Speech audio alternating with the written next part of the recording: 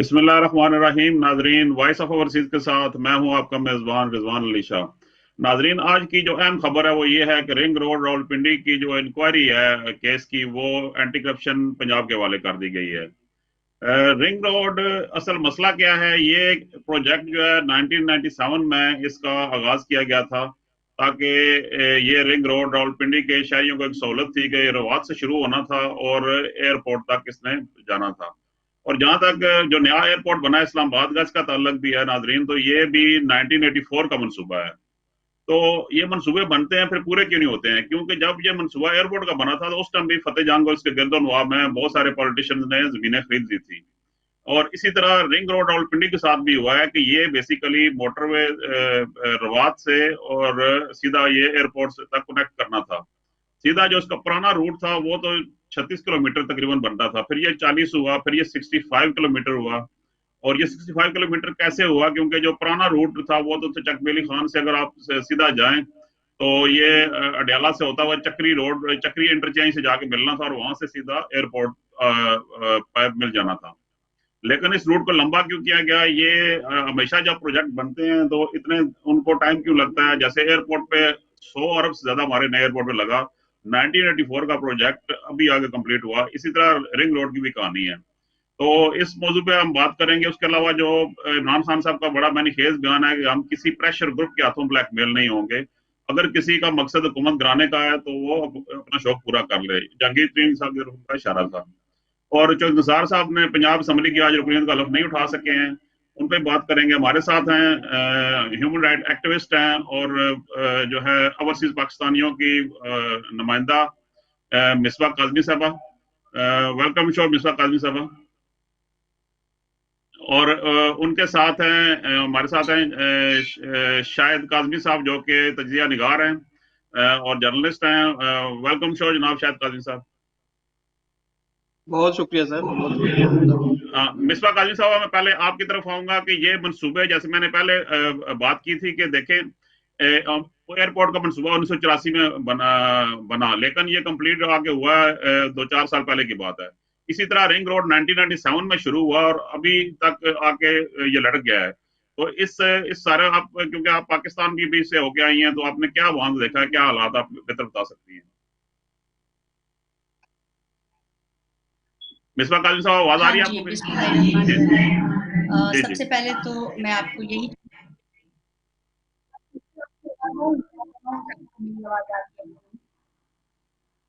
हाँ जी जी, जी, बात मेरी करें। आवाज आ रही है आपको?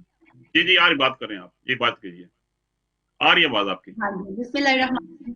हाँ जी, सबसे पहले तो मैं यही चीज, हाँ जी, फर्स्ट ऑफ ऑल जो चीज मैं कहना चाहूंगी, यहाँ पे एक्सप्लेन करना चाहूंगी, वो यही चीज है कि जब भी कोई मंसूबे बनते हैं तो उसमें अवाम की, मैं किसी कोई एक गवर्नमेंट को यहाँ पे नहीं कह रही, मैं सबकी बात कर रही हूँ इन जनरल ना।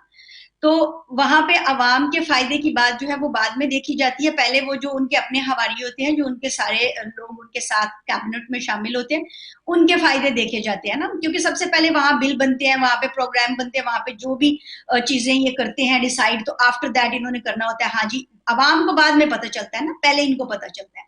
तो ये पहले सुबहबंदी कर लेते हैं कि उसके गिर्द पे जमीनें जो है वो खरीद लो और उसको फिर महंगे प्राइसेस के ऊपर सेल कर दो, फिर हाउसिंग सोसाइटीज बना दो।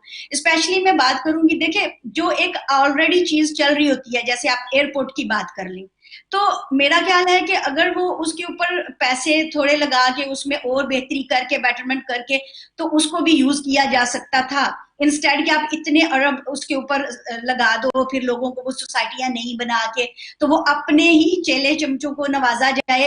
आई डोंट थिंक सो कि इसकी बहुत ज्यादा जरूरत नहीं थी, क्योंकि मैं बहुत ज्यादा ट्रैवल करती हूँ इंटरनेशनली भी, तो सो मुझे लोकल भी और इंटरनेशनल भी, लाइक फ्लाइट से डोमेस्टिक भी, तो इसका बहुत कोई बड़ा, there is no big difference ना। अभी तक वो वहां पर बहुत सारी चीजें जो हैं वो सही तरह से सेटल डाउन नहीं हुई है। तो उस वाली नई सोसाइटीज बन गई बिग। अब जो रिंग रोड की तरफ आ जाए तो सेम थिंग है।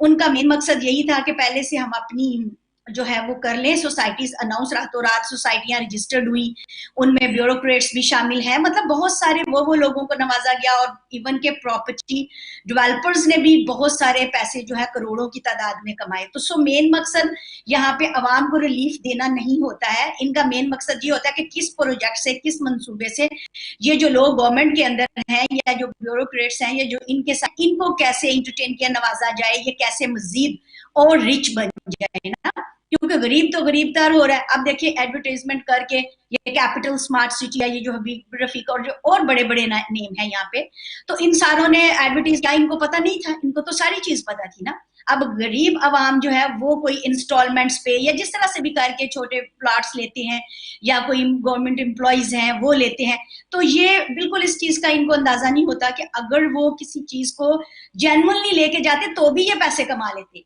ये नहीं था कि अगर जेन्युइनली कोई प्रोजेक्ट लेके आते हैं तो उस पर नहीं होगा, लेकिन इनका ऑलवेज यही सिलसिला होता है, किसी ना किसी तरह की जो करप्शन है वो सामने आ जाती है आफ्टर दैट, इस तरह के जो बिग प्रोजेक्ट्स होते हैं।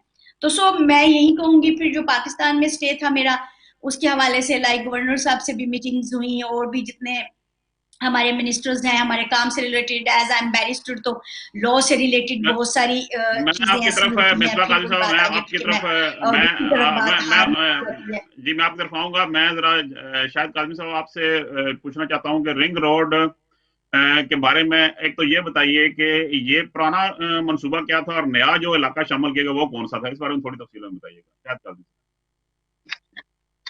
जी, सबसे पहले तो शुक्रिया रिजवान भाई मुझे मौका देने का। और इसके बाद जो जिक्र आता है रिंग रोड का और ये स्कैम जो सामने आया है बुनियादी तौर पे, इस पे हैरान कुन तौर पे आप देखें तो बिला तफरीक अपोजिशन और हुकूमत तमाम लोगों ने इस बहती गंगा में हाथ धोने की कोशिश की है। जो पुराना मैप आप देखिए कि जो रिंग रोड का पुराना मैप है, जो ऑनलाइन मुख्तलिफ सोसाइटीज ने भी सर्कुलेट किया और मुख्तलिफ हवालों से ये खबरों में ये मौजूद भी था, जब शहबाज शरीफ साहब ने इस मंसूबे की बुनियाद रखने की कोशिश की और इसमें कुछ फंड्स भी उन्होंने एलोकेट कर दिए, तो एक जो नक्शा सामने आया था वो बुनियादी तौर पे आपको पता है कि इसका आगाज रिंग रोड का छन्नी आलम शेर का जो पुल है उस साइड से होना था, और रवात साइड से जब इसने एंटर होना था पिंडी की हुदूद के अंदर, तो यहाँ पे आपको पता है बैरिया टाउन एक बहुत बड़ा रियल स्टेट डेवलपमेंट हो रही है यहाँ पे रावलपिंडी, इस्लामाबाद और कराची, लाहौर में।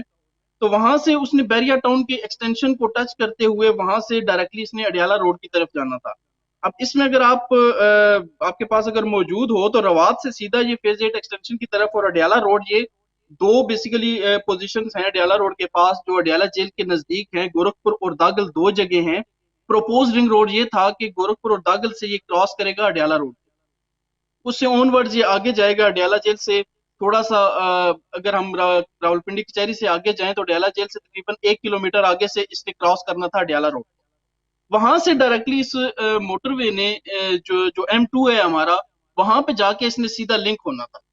और इसमें लिंक होने के बाद न्यू इस्लामाबाद एयरपोर्ट को जो इसने फायदा देना था वो बिल्कुल आप देखें बिल्कुल एक सीधी लाइन आपको नजर आती है, बिल्कुल कोई इसमें जिगजैग भी नहीं नजर आते जो बाद में शामिल किए गए। लेकिन जो दोबारा नई इसमें अलाइनमेंट शामिल हुई, ये नई अलाइनमेंट बुनियादी तौर पे आपको जैसे कि बता दूं कि 2016 का ये एक जॉइंट वेंचर था RDA का, मेसर नेस्पा का, KPGMTC वगैरह का ये जॉइंट वेंचर था। इब्तदाई तौर पे इसमें कोई नई अलाइनमेंट शामिल नहीं थी क्योंकि वज़ीर आला पंजाब इसकी मंजूरी दे चुके थे, और नई अलाइनमेंट कोई भी शामिल करने के लिए लाजमी ये था कि वज़ीर आला पंजाब की मंजूरी इसमें शामिल होती, CM पंजाब लाजमी तौर पे इसमें इन्फॉर्म्ड होते, और उनको इन्फॉर्म करने की जिम्मेदारी एक्स कमिश्नर रावलपिंडी महमूद खान साहब की थी। लेकिन उन्होंने इसको पैलोती की या इसमें से आप कहें कि किक बैक्स हासिल करने की किसी ने भी कोशिश की, उन्होंने वज़ीर आला को इसमें से बिल्कुल बेखबर रखा। और न जाने क्या ऐसा कुछ जरूरत पेश आ गई कि अचानक इसका जो डिजाइन सीधा साधा जा रहा था, M2 पे जाके इसने लिंक अप करना था, उसको जब आप अडियाला रोड पे क्रॉस करते हैं तो वहां से एक सोसाइटी डेवलप होना शुरू होगी, और उस सोसाइटी ने वहां पे तशहीर अपने इश्तहारात के अंदर करना शुरू कर दी कि 0 किलोमीटर फ्रॉम रिंग रोड। अब यहाँ पे एक नुक्ता ये था कि उस सोसाइटी को किसने बताया कि यहाँ से रिंग रोड गुजरना है, और उस सोसाइटी को उससे फायदा क्या होना था। चंद पॉइंट्स इसमें जो नया जो डिजाइन और लेआउट सामने आए, अलाइनमेंट सामने आई, ये बुनियादी तौर पे अभी तक भी थोड़ी सी क्यास आ रही है इस वजह से कि एक नाइट विजन नक्शा सामने आया RDA की तरफ से। RDA ने सिर्फ एक नाइट विजन नक्शा सामने आने की बुनियाद पर इसमें रेडियो स्टेशन से इन्होंने N5 से शुरू किया और इसको जाके चकबेली पे इन्होंने लिंक किया, फिर अडियाला रोड तीसरा पॉइंट इसका था। उसके बाद जो चक्री से मूरत तक का एरिया था वो बुनियादी तौर पे एक एक्स्ट्रा इस वजह से डाल दिया गया कि सीधा जाता हुआ रिंग रोड इन्होंने उसको कर्व दे दिया, और वहां से इन्होंने जो मुख्तलिफ जगह पे देखें कि इंटरचेंज खासतौर पे बनने का जो मेयार है वो नेशनल हाईवेज या मोटरवेज के ऊपर बिल्कुल एक अलग है, लेकिन इसमें बहुत सी जगह पे इंटरचेंज देना शुरू कर दिया कि वो मकसूद ये था उसमें कि मुख्तलिफ हाउसिंग सोसाइटीज बहुत सी वहां पे बनना शुरू हो गई थी। अब जब बुनियादी तौर पे जो कमिश्नर रावलपिंडी की मौजूदा है गुलजार हुसैन शाह, उन्होंने जो रिपोर्ट ये फाइनलाइज की है उसमें बहुत से कुसम उन्होंने खुद भी छोड़े हैं, जानबूझ के छोड़े हैं या उनकी गलती है इसमें छोड़े हैं कि उन्होंने बहुत जगह इसमें रिपोर्ट के अंदर जो वर्ड यूज किए वो मे बी का वर्ड यूज किया है। मे बी आपको पता है कि कानूनदान बेहतर बता सकते हैं कि मे बी एक ऐसा वर्ड है जहां पे मुजरिम के जुर्म पे थोड़ा बहुत पर्दा डालने की कोशिश की जाती है कि हो भी सकता है और नहीं भी हो सकता।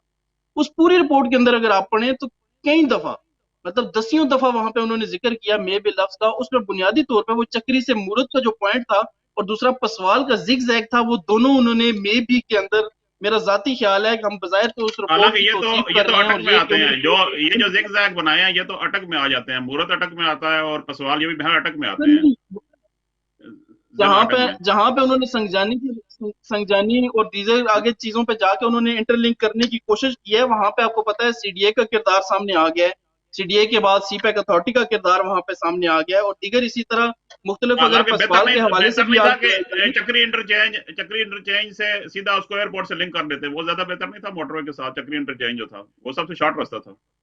वहां पे रिजवान साहब जरूरत ही नहीं थी, चक्री इंटरचेंज तक जाने की जरूरत ही नहीं थी। आप अगर, अब मैं सोसाइटी का तो नाम यहाँ पे कोट नहीं करता, लेकिन आप जब अडियाला से 1 किलोमीटर आगे जाते हैं तो वहां से आपको एक खसाला डैम नजर आता है, जो खसाला डैम एक जरी जमीनों के लिए बना हुआ है।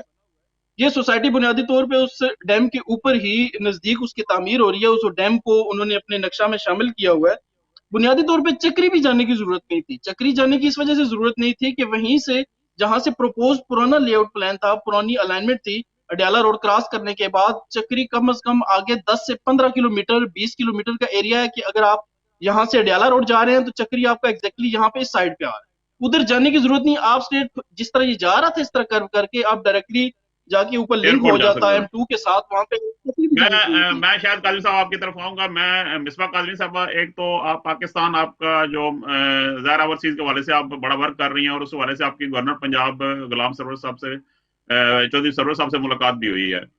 तो एक तो बताइए उस मुलाकात का हवाला में बताइए कि उस मुलाकात में आपकी गवर्नर पंजाब से क्या बातें हुई, और दूसरा आपने यहाँ पर ओवरसीज के लिए सर्जरी जो भी रखी हुई है तो नादरा की, उस बारे में कुछ बताइए ताकि आवाम को पता चले कि कोई फायदा हो इससे। जी मिसबा काजमी साहब। जी बिल्कुल, जो है गवर्नर पंजाब हमारी ओवरसीज जो लोग हैं यहाँ पे उनको बहुत ज्यादा प्रॉब्लम्स आती है प्रॉपर्टीज से रिलेटेड जो केसेस वगैरह है ना, लीगल इश्यूज के। तो इस हवाले से ही मैंने उनसे बात की, क्योंकि मेरे बहुत सारे ऐसे क्लाइंट्स थे जो बहुत टाइम स्ट्रगल भी कर रहे थे, फिर आरपीओ जीपीओ मतलब लोग उनके साथ कोऑपरेट नहीं कर रहे थे ना, गवर्नमेंट ऑफिशियल्स भी। तो इस हवाले से मेरी काफी डिटेल में उनसे जो चीजें हैं वो डिस्कस हुई, और मैंने तो 3-4 जो थी वो चीजें मजीद जो थी वो उनको मैंने कहा कि अगर हो सके तो आप इसको देखिए, गवर्नमेंट लेवल पे भी इस चीज को इन पॉइंट्स को रेज करें ताकि वो हेल्पफुल साबित हो फॉर ओवरसीज ना, क्योंकि ओवरसीज एक बैकबोन की हैसियत से मतलब वो हैं हमारे पाकिस्तान के जो हैं।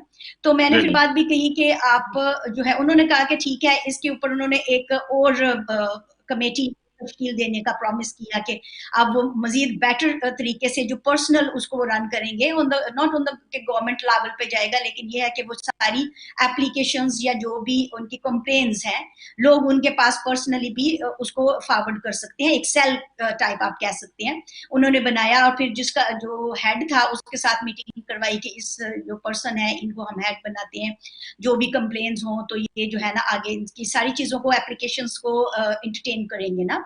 तो फिर दूसरा मैंने उनको ये कहा कि हम लोग कोर्ट कचहरी में तो जाके इनके केस फाइल कर देते हैं, लेकिन आगे वही प्रोसीजर्स और इस तरह की चीजें, तो काइंडली इस तरह की कोई चीजें होनी चाहिए जो कि ओवरसीज के लिए स्पेशली एक टाइम फ्रेम दे दिया जाए ना, they can't stay for the long time like वो 4 months 5 months और 6 months सम टाइम, तो वो नहीं कर सकते ना स्टे वहां पे।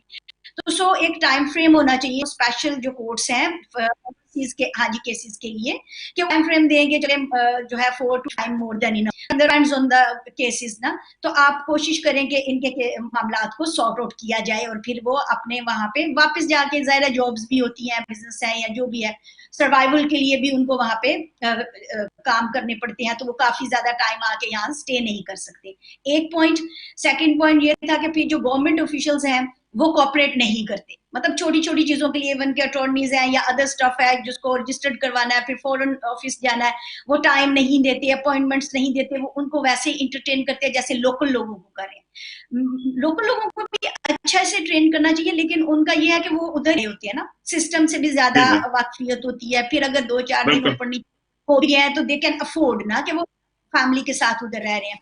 अब एक बंदा है वो आया हुआ एज अ गेस्ट ही होता है ना, तो वो वहां पे उसका स्टे करना, फिर सिस्टम को समझना, फिर वहां जाना, लॉट्स ऑफ अदर प्रॉब्लम्स आ जाती हैं। तो सो सम टाइम लोगों ने किसी के घर एज अ गेस्ट रह रहे होते हैं, तो सो वो भी इतना लंबा टाइम के लिए वहां पे स्टे करना, तो इस तरह के बहुत सारी चीजें थी जो डिस्कस की। फिर उसके अलावा मैंने स्कूल्स पे, जो कि मेरे चैरिटी स्कूल्स हैं जो साहिवाल में भी अभी ओपन किया, उससे पहले इधर आगे अटक वगैरह साइड पे, तो उससे रिलेटेड भी काफी ज्यादा हुई। फिर जो विमेंस के हमने हैं जो स्किल्ड वर्कर का जो स्टार्ट किया है कि औरतों के लिए लाइक उनके स्टिचिंग का कंप्यूटर कोर्सेज हो गए, अदर जो ब्यूटिशियन के कोर्सेज हो गए, ताकि वो कल को खुद अपने स्मॉल बिजनेसेस जो हैं वो कर सकें, या फिर जो है वो कहीं जॉब भी कर लें, क्योंकि हुनरमंद वाला उसके ऊपर काफी ज्यादा डिटेल गुफ्तगू हुई। और अल्हम्दुलिल्लाह हमने अमली तौर पे प्रैक्टिकली मतलब बहुत सारी चीजें जो है वहां पे स्टार्ट की हुई हैं और बड़ा अच्छा उसका हमें ना रिस्पॉन्स मिल रहा है, फीडबैक भी अच्छे आ रहे हैं। तो यहाँ तो ये सारा था। फिर ऑन द अदर साइड आप ये जो हम सर्जरी यहाँ पे कर रहे हैं लाइक जी बात करें। हाँ जी, जो यहाँ पे हम सर्जरी कराना है 5 जून को अपने ओवरसीज कम्युनिटी के लिए, स्पेशली पाकिस्तानीज के लिए जो उनके नैक ऑफ कार्ड्स हैं, आईडी कार्ड्स वगैरह और अटॉर्नी अटेस्टेशन के लिए, वो सारा हम यहाँ पे बर्नले में अपने ऑफिस में लोकल अरेंज कर रहे हैं, ताकि इसको पैड्रियम जो है ब्लैकबर्न, नेल्सन, और फैमिली काफी बड़ी होती है तो वो ऑल द वे मैनचेस्टर जाना उनके लिए सम टाइम निकालना हार्ड हो जाता है ना, पूरा दिन स्टॉक होना पड़ता है। तो सो हमने यहाँ पे अपनी कम्युनिटी के हेल्प के लिए कोशिश कर रहे हैं कि जितना अच्छा और हेल्पफुल साबित हो सके अपने लोगों के लिए, तो वो जी हमने हाँ जी इंशाल्लाह ये एक स्टेप लिया है, तो अल्लाह पाक हमें कामयाब करे। तो और भी इसी तरह के अच्छे जो चीजें हैं टुवर्ड्स आवर कम्युनिटी, तो हम उस चीज को प्रमोट करें। और सेकंड हमने जो है ओवर 50 लंचिंग क्लब प्लस उनके हेल्थ जो इशू होते हैं हेल्थ स्पेशलिस्ट के साथ, ये इसी थर्सडे से 27 ऑफ दिस मंथ ना मई से वो भी हमने स्टार्ट किया है। फर्स्ट जो है हमारा इसी 27 को होगा। तो hope for the best, like हम अपनी तरफ से कोशिश कर रहे हैं कि एज मच क्योंकि ऑलरेडी जो हमारे प्रोजेक्ट्स चल रहे थे लाइक इमिग्रेशन पे, ओवरसीज के प्रॉब्लम्स पे, होमलेस लोगों के ऊपर, वो तो चल रहे थे, लेकिन ये न्यू जो हमने अभी इंट्रोड्यूस करवाए हैं लाइक उनको फ्री वीजा एप्लीकेशन के लिए या हाउसिंग बेनिफिट्स काउंसिल के साथ प्रॉब्लम है, सम टाइम लोग यूरोप से यहाँ पे मूव किया है, उनका नहीं पता। मैम इस बार आपकी तरफ आता हूँ, मैं करने के लिए सारा हम यहाँ जी मैं वापस आता हूँ आपकी तरफ। शायद साहब के ये देखें कि एंटी करप्शन के मुताबिक 131 अरब रुपए की जमीन की खरीदो फरोख्त हुई है गिरदोनवा में, उसके रिंग रोड के 50 से ज्यादा ताकतवर लोगों ने फायदा उठाया इससे, और 64,000 कनाल से ज्यादा जमीन जो है ना उसकी खरीदो फरोख्त की गई है, सरकारी लोगों ने जो खरीदी है।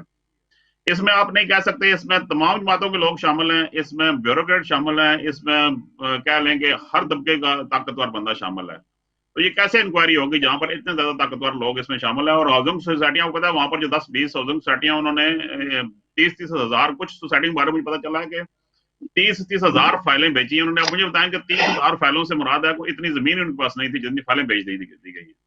तो क्या कहते हैं आप इस बारे में? जी बिल्कुल, इस तरह की एक एग्जांपल जो सामने आई है कि जो नाम आ रहा है कि उनके पास जो जमीन थी वो 970 कनाल जमीन थी, लेकिन उन्होंने 20,000 फाइलें बेच दी हैं। और बुनियादी तौर पे आप देखिए कि सोसाइटीज का बाकी भी जिक्र आ रहा है। इसमें मैं थोड़ा सा अगर आपको बताने की कोशिश करूं तो तब्दील शुदा डिजाइन से बहुत से लोगों ने फायदा उठाया है। कमिश्नर महमूद अहमद, उनके भाई का जिक्र आता है, वसीम ताबिश साहब, अब्दुल्ला साहब, ये तो बज़ाहिर नाम है, डॉक्टर तौकीर शाह साहब, और कुछ बजायर जो रेवेन्यू ऑफिसर्स हैं, कुछ रिटायर्ड, कुछ अदर सर्विस सोसाइटीज अगर आप देखें तो कैपिटल स्मार्ट सिटी का नाम आ रहा है इसमें, लाइफस्टाइल डेवलपमेंट का आ रहा है, Nava city, top city, blue world city, अलासफ डेवलपर्स का आ रहा है, इस्लामाबाद कोऑपरेटिव हाउसिंग सोसाइटी का आ रहा है। इसमें बुनियादी तौर पे आप देखिए बड़ी मुजरमाना गफलत आप इसको कह सकते हैं अगर ये इंक्वायरी में साबित नहीं भी होता, क्योंकि उसकी वजह यह है कि आप देखिए कि ये तमाम सोसाइटीज आहिस्ता आहिस्ता बढ़ती जा रही हैं नए एयरपोर्ट की तरफ, और वहां पे जो नोवा सिटी का बुनियादी तौर पे जो स्कैंडल में ज्यादा नाम उछलने की रीजन भी यही है कि वहां पे उस वक्त वफाकी वजीर गुलाम सरवर खान साहब थे सिविल एविएशन के, तो उनके सिविल एविएशन का वहां पे एनओसी लाजमी था नोवा सिटी के लिए, क्योंकि वो एयरपोर्ट के नजदीक आती है, और आपको पता है एयरपोर्ट के नजदीक वैसे ही तामीरात या कोई भी सोसाइटी बनाने के लिए या आम एक छोटा सा 5 मरले का घर बनाने के लिए भी सिविल एविएशन की एनओसी लाजमी होती है। 15 किलोमीटर तक लेकिन आप उसमें नहीं बना सकते।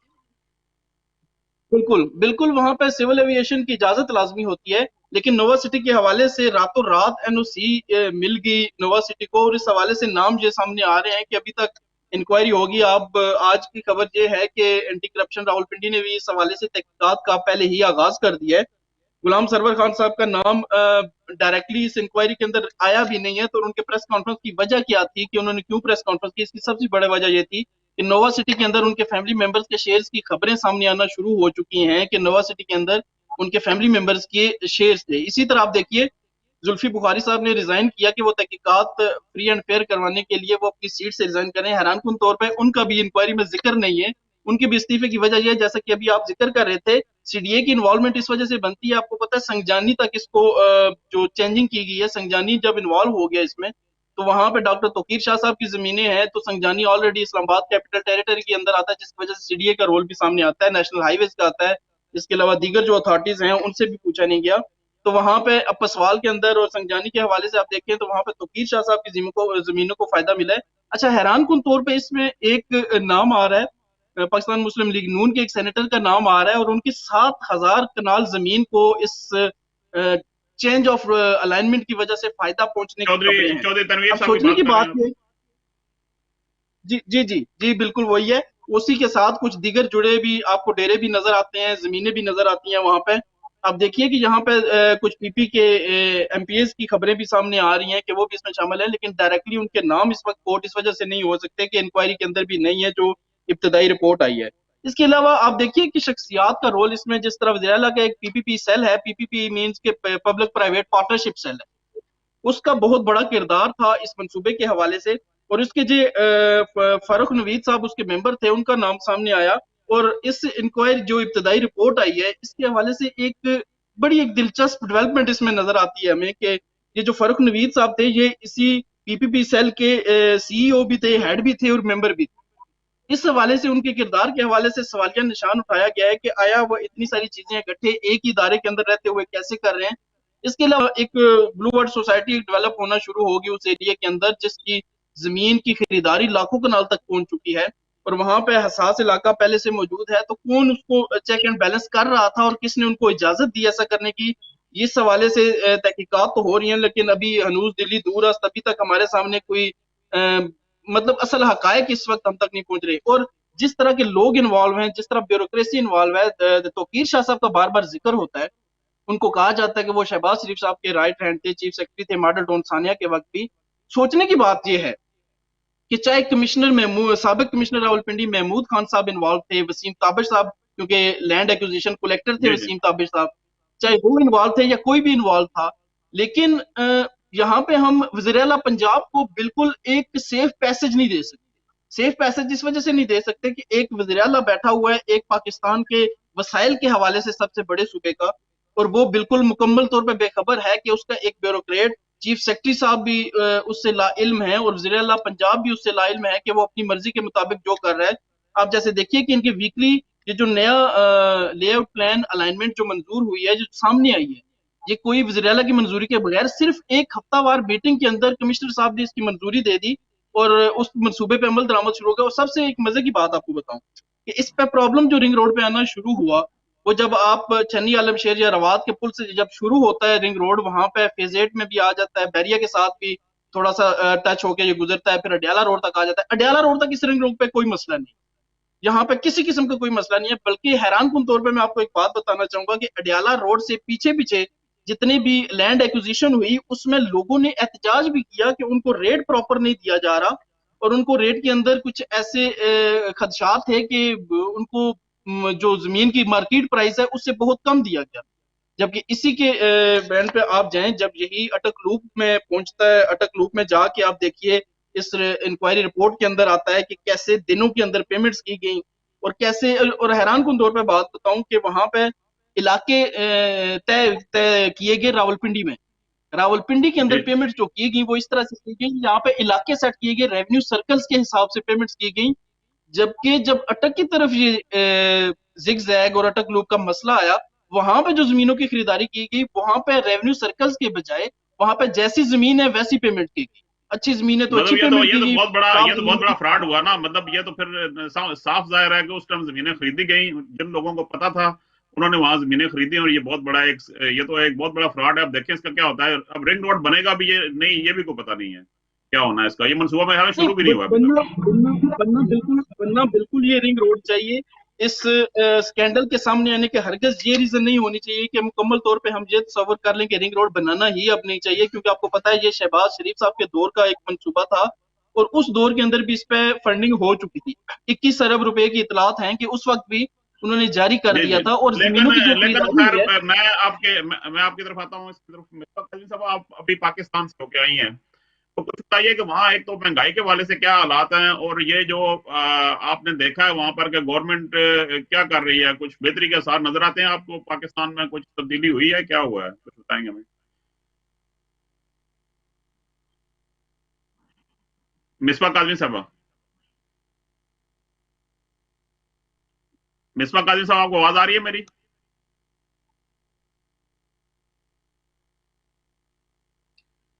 यहाँ जी जी जी जी बिल्कुल आ रही है, अभी क्लियर आ रही है। मैं ये यहाँ पे कहना चाहूंगी कि दो तीन चीजें हैं। अगर तो आप महंगाई के हवाले से बात करें तो महंगाई तो बहुत ही ज्यादा, गरीब लोग बेचारों का सर्वाइवल वेरी वेरी हार्ड हो चुका है।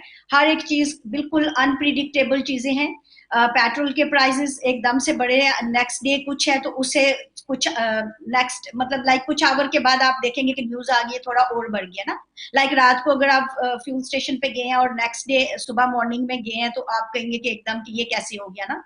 फिर उसमें जो स्पेशली हमारे मेडिसिन पे भी काफी ज्यादा, फिर जो ग्रोसरी प्रोडक्ट्स हैं, खाने पीने की चीजें भी वेरी एक्सपेंसिव हैं, जो कि सीधी सी बात है। जहां पे आ जाए तब्दीली की बात, तो तब्दीली सिर्फ दो चीजों में आई है। एक्सक्यूज मी लैंग्वेज, पहली चीज आई एक्स्ट्रा बढ़ गई है, और दूसरी चीज ये हो गई है कि जो इश्यूज ओपन किए पहले वेरी हाईलाइटेड इश्यूज होते हैं, वेरी हाईलाइटेड, जैसे अभी ये रिंग रोड का इशू है, इससे पहले और बहुत सारे चीनी वाले इश्यूज थे और बहुत सारे ऐसे मामला थे।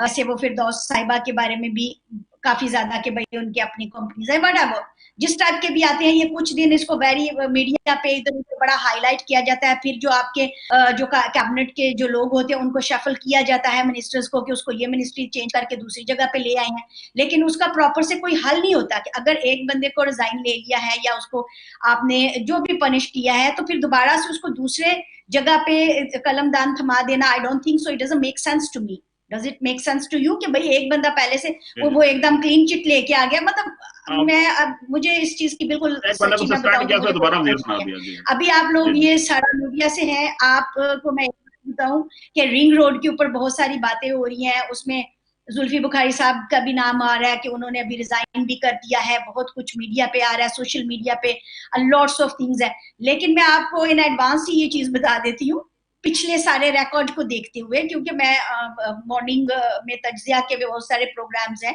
जो कि मैं कर रही होती हूँ पॉलिटिकली या हमारे इंटरनेशनली जो भी इश्यूज होते हैं। बहरहाल इधर पे मैं ये कहना चाहूंगी कि इस इशू ने भी दब जाना है, ठीक हो गया, इसको भी ये सेटल डाउन हो जाएगा बाद में, ये कुछ नहीं हुआ, ये था वो था।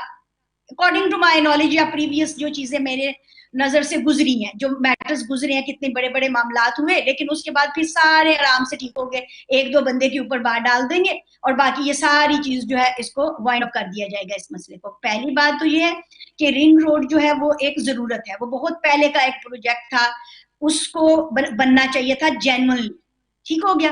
अब उसके भी यहाँ पे इन्होंने चीज जमीनें बेच दी। इसमें मैं एक और चीज एडॉप्ट करना चाहूंगी, जो बहरिया टाउन वाला था, मतलब रियाज साहब की बात करते हैं यहाँ पे, तो उन्होंने पहले ये कितना ज्यादा हाईलाइट इशू हुआ कि उन्होंने जो जमीनें थी भी नहीं, गैर कानूनी जमीनें भी जो लोगों की थी नहीं थी, उन्होंने बेच दी उनकी फाइलें।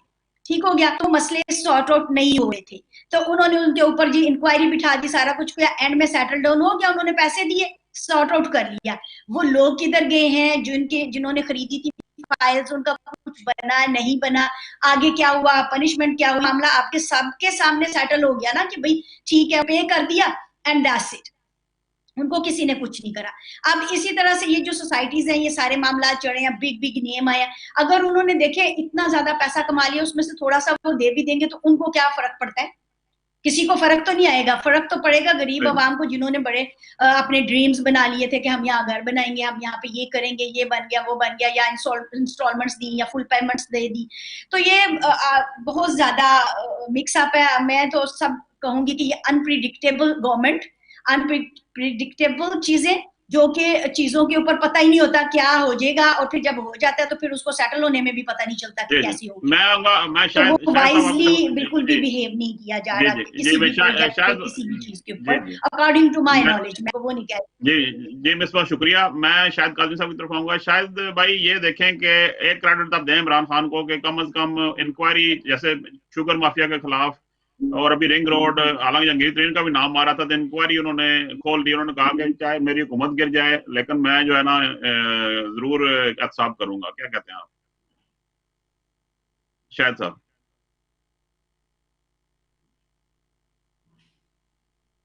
जी शायद भाई, आवाज आ रही है आपको?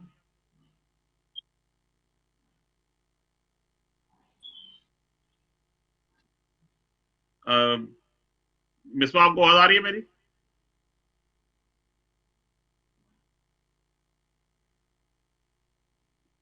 शायद साहब आवाज आ रही है? मिसबा, आप आखिरी कमेंट से, आखिरी मिनट रह गया शायद से आ रही है, आप आखिरी कमेंट्स कर दें इस पर के जो अभी आखिरी मिनट है। तो शायद भाई से हमारा रास्ता डिस्कनेक्ट हो गया, तो आप इस पे के जे इमरान खान साहब को ये क्रेडिट दे दो, उन्होंने इंक्वायरी हर केस की खोली है, कम से कम अपने लोगों के खिलाफ। मिसबा काजी साहब।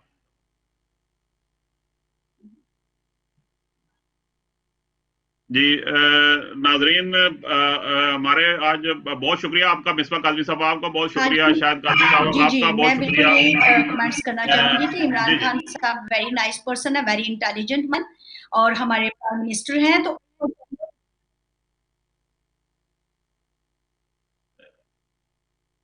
जी बहुत शुक्रिया मिसबा काजमी साहब, आपकी आवाज हम तक नहीं पहुंच रही। नाजरीन, हमारे प्रोग्राम का वक्त खत्म हो गया। वॉइस ओवरसीज के साथ इंशाल्लाह हाजिर होंगे अगले हफ्ते। इजाजत दीजिए, अल्लाह हाफिज।